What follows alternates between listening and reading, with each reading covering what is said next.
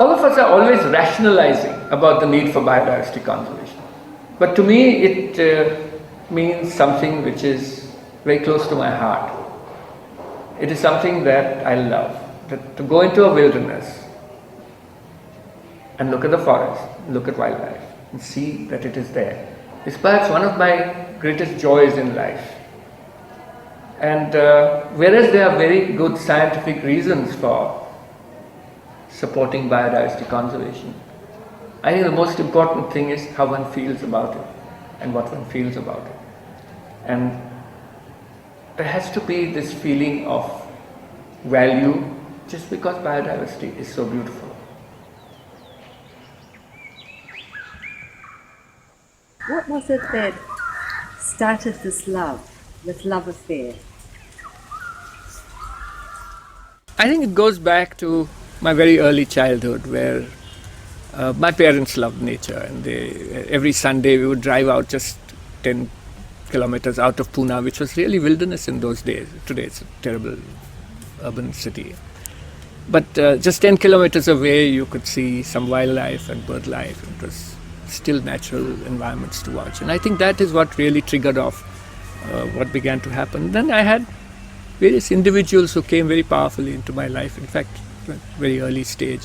One of them being Dr. Salim Ali, who was India's greatest conservationist and ornithologist. And he used to take me out on his motorcycle, a very big German motorcycle in those days, for rides. And while he was studying bayas, which is weaver birds, I would be fooling around in the local fields around there. The fun of it was going out on the motorcycle, but I didn't realize what I picked up in the process was an enormous enjoyment of nature. My wildlife photography has covered now more than 70 national parks and wildlife sanctuaries in India, very, very diverse lands. In the earlier days, you could always walk around in some of these sanctuaries. Today, it means you have to be in a jeep. But in the early days, it has been a very, very exciting experience. I've had a Himalayan black bear charge me in Dachigam. It's a pretty scary experience. There's something about elephants in me. I love elephants, but they always seem to want to chase me. And I've had several times where I've had to run. And you can't imagine how fast you can run once an elephant is chasing you behind. And you look back and you see this elephant come with his huge strides, and then you realize that his big strides cover a much vaster distance than you can cover in your small strides. And it's happened to me several times, but every time it has been some sort of a false charge. I think they just enjoy chasing me. At some point in time, when I began to increasingly do wildlife photography, I realized that this was a very powerful tool to talk to other people about the wilderness they couldn't experience for themselves. And I used this in a huge number of community groups, Lions clubs, Rotaries, schools, colleges, to begin a sort of a program where they would themselves get involved with nature. I believe that's where this whole process began and grew. And gradually I began to realize more and more that it was the need for a mass conservation movement in this country which can only save our environment.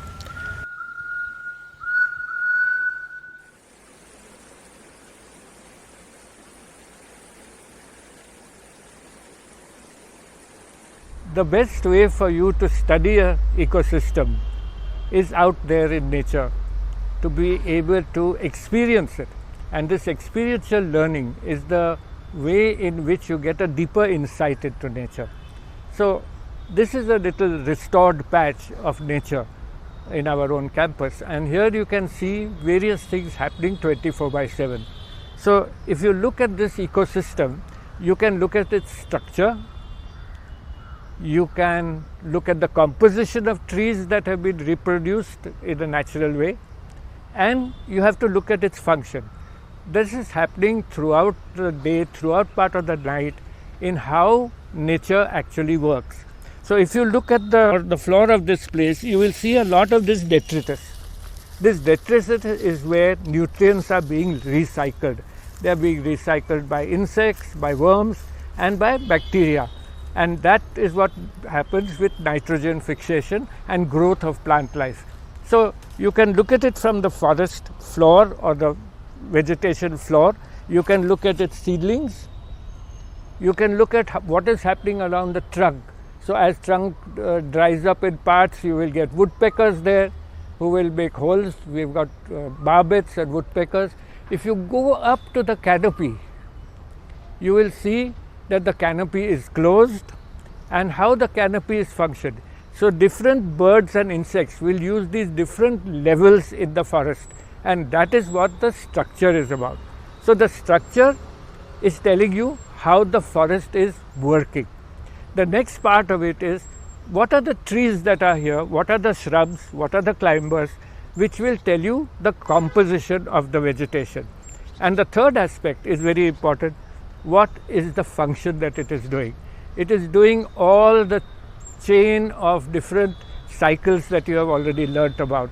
The carbon cycle, the nutrient cycle, the water cycle is all something that is happening here 24/7.